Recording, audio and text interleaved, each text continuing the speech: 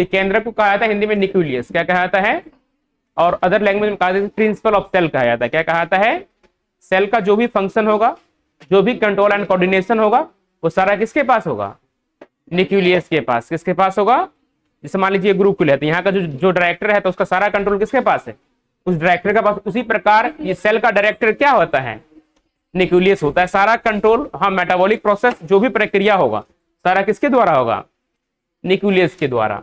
देखिए तो ये चलो ये थोड़ा दिखाई नहीं दो तो आना चाहिए।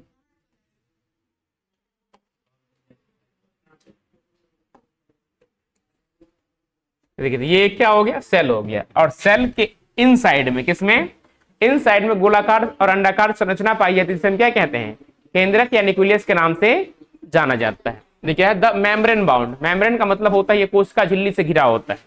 किससे होता है, कोशिका झिल्ली से घिरा हुआ सेल ऑर्गेनेल होता है, जिसे हम क्या कहते हैं, न्यूक्लियस कहते हैं। देखो the membrane bound organelle, organelle का मतलब होता है अंगक। क्या होता है, अंगक। हिंदी में से क्या कहते हैं, अंगक। तो ऑर्गेन ऑफ सेल क्या कहेंगे, organ of cell is known as organelle या सेल ऑर्गेनेल। तो गोल्जी बॉडी हो गया, गोल्जी एपरटस हो गया, राइबोसोम हो गया, लाइसोसोम हो गया, माइटोकॉन्ड्रिया हो गया, हाँ, वैक्यूल्स हो गया, सेल मेम्ब्रेन हो गया, ये सारे किसके अंतर्गत आ जाते हैं, ऑर्गेनेल के अंतर्गत आ जाते हैं। किसके अंतर्गत आते हैं, तो कोशिका का भी अपना अंग होता है। क्या होता है, उसे भी हिंदी में अंगक या क्या कहा जाता है, ऑर्गेनेल कहा जाता है। A cell that contain genetic material is called nucleus.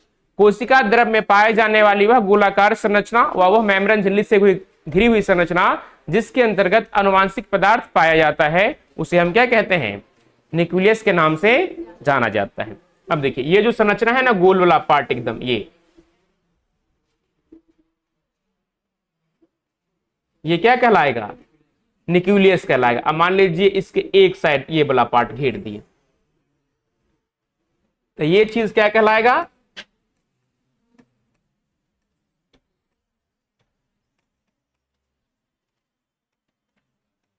ये क्या कहलाएगा, सेल मेम्ब्रेन। क्या कहलाएगा, ये जो लिक्विड लाइक पदार्थ है ये क्या कहलाएगा,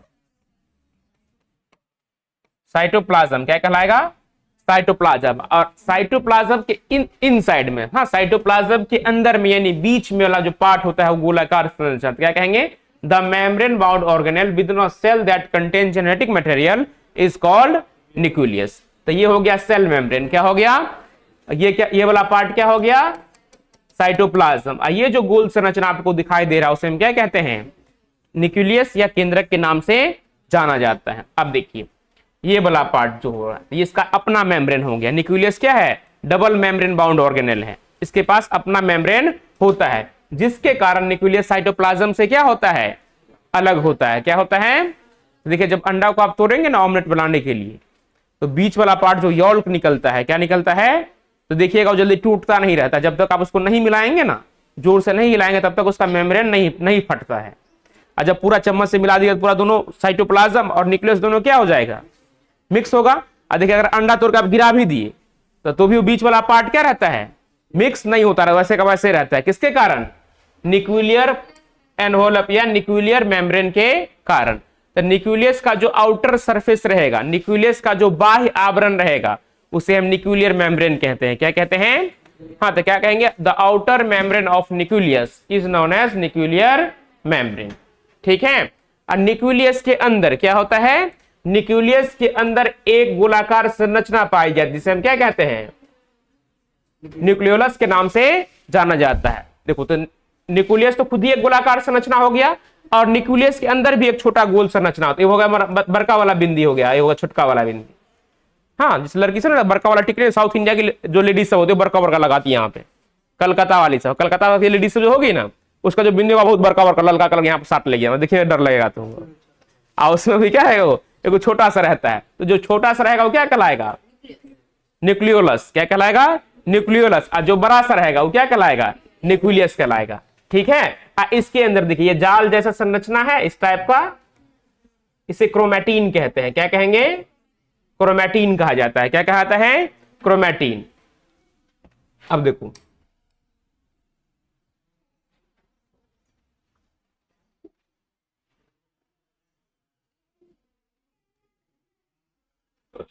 न्यूक्लियस के पास हाँ भाई एक छोटा सा छिद्र होता है, क्या होता है देखिए यहां पे है ये वाला पार्ट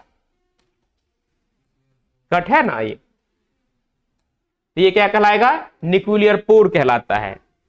हाँ हिंदी में से कहते हैं केंद्रक छिद्र, क्या कहलाता है, तो क्या कहें, केंद्रक के दीवार पे एक छोटा पतला छिद्र पाया जाता है जिसके द्वारा हाँ कोशिका द्रव और केंद्रक के अंदर पदार्थों का आदान प्रदान होता है, उसे हम क्या कहते हैं, केंद्रक छिद्र कहते हैं या न्यूक्लियर पोर के नाम से।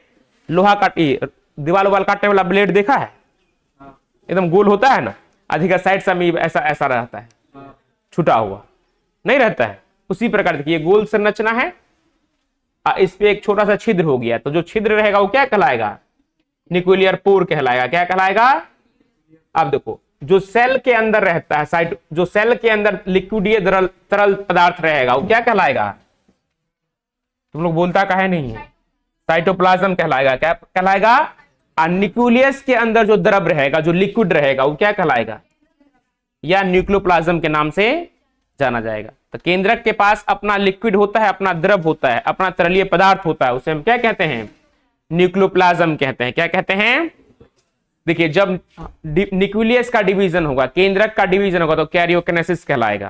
क्या कहलाएगा, the process by which nucleus are divided into two equal nucleus are known is known as karyokinesis. जिस विधि के द्वारा, जिस प्रक्रिया के द्वारा एक केंद्रक से दो केंद्रक का निर्माण होता है उसे हम क्या कहते हैं, कैरियोकिनेसिस कहा जाता है। जब कोशिका विभाजन होगा, क्या होगा, साइटोप्लाज्म का विभाजन होगा तो साइटोकिनेसिस कहा जाता है। क्या कहा जाता है, the division of cytoplasm is known as cytokinesis. Clear. देखिए तो पूछा है कि न्यूक्लियोप्लाज्म क्या है, तो क्या कहेंगे, न्यूक्लियस के अंदर या केंद्रक के अंदर गाढ़ा तरलीय द्रव पाया जाता है, उसे हम क्या कहते हैं, या केंद्रक द्रव या न्यूक्लियोप्लाज्म के नाम से जाना जाता है। फिर पूछा है कि न्यूक्लियर पोर क्या है, तो न्यूक्लियस के बाह्य आवरण पे छोटा सा छिद्र पाया जाता है, ये छोटा सा होल पाया जाता है, उसे हम क्या कहते हैं, न्यूक्लियर पोर कहते हैं। फिर पूछा है कि न्यूक्लियर इन्वॉल्व क्या है, तो इसे ही न्यूक्लियर मेम्ब्रेन भी कहते हैं। क्या कहते हैं, MEMBRAN। अगर इन्वॉल्व पढ़ने में नहीं हो तो क्या पढ़ देंगे, मेम्ब्रेन। हाँ तो क्या कहेंगे, nucleus are surrounded by a thin layer is known as nuclear membrane. Clear.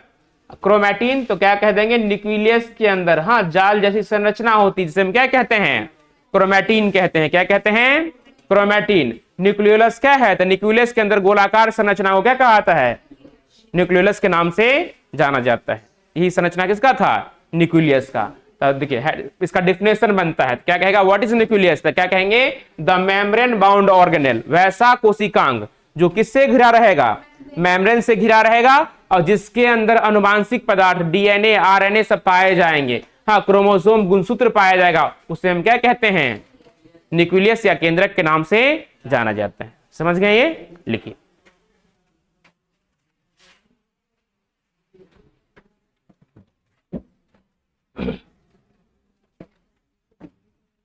लिखो, बतियाओ नहीं।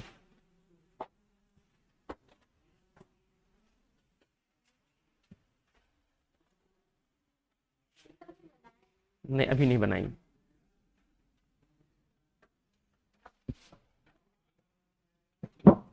समझ में आ गया ना, बताओ सेंट्रोसोम क्या होता है, तुम लिख लेना। अभी नहीं बनाइए, स्ट्रक्चर जब पढ़ाएंगे ना तब बनाइए।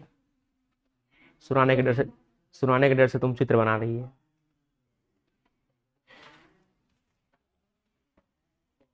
साइटोलॉजी क्या होता है, साइटोलॉजी पूछे हैं। The branch of biology in deals with study about structure and function of cell is known as, who is the father of cytology, Robert Hooke. हाँ हाँ, रॉबर्ट हुक को ही क्या कहा जाता है, क्योंकि पहली हाँ हाँ कोशिका विज्ञान के जनक कहा जाता है।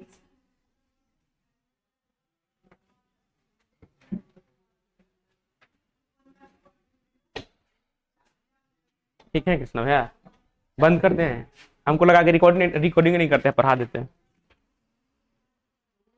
क्या कह रहा है, a double outer layer, layer का मतलब होता है सतह या परत। क्या होता है, सतह या परत। हाँ जैसे कि एक होता है डबल रोटी, क्या होता है, डबल, एक रोटी के आप ऊपर आप एक और रख दी, ठीक है।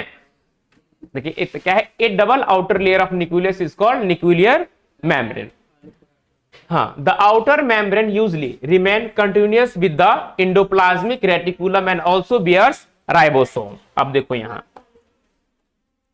जो आउटर मेम्ब्रेन होता है किसका, न्यूक्लियस का, उससे क्या अटैच होता है, इंडोप्लाज्मिक रेटिकुलम। देखिए अटैच है, ये वाला परत क्या है, ये जो दिख रहा है ना, आप पढ़े हैं इंडोप्लाज्मिक रेटिकुलम, पढ़ा है आपको। ये जो संरचना है क्या है, इंडोप्लाज्मिक रेटिकुलम। ये किससे अटैच रहता है, न्यूक्लियर मेम्ब्रेन से। किससे अटैच रहता है, और ये क्या देता है, राइबोसोम देता है। क्या देता है, इसी के कारण ये संरचना क्या बनता है, रफ इंडोप्लाज्मिक रेटिकुलम होता है, जो प्रोटीन संश्लेषण में क्या करता है, सहायता करता है। क्लियर, समझ गए वही पॉइंट। देखो क्या कहेंगे, द आउटर मेम्ब्रेन, आउटर का मतलब होगा जो बाहरी झिल्ली होता है, उससे क्या होता है, इंडोप्लाज्मिक रेटिकुलम अटैच होता है, remain continuous with the endoplasmic reticulum and also bears ribosome. अब देखो फिर ये काम क्या करता है, nuclear membrane form a barrier between cytoplasm and nucleus. Nuclear membrane जो होता है वो साइटोप्लाज्म और केंद्रक के बीच बैरियर का काम करता है। किसका काम करता है, कि दोनों क्या आपस में मिक्स नहीं हो जाए। क्लियर, तीनों पॉइंट समझ गए, लिखिए।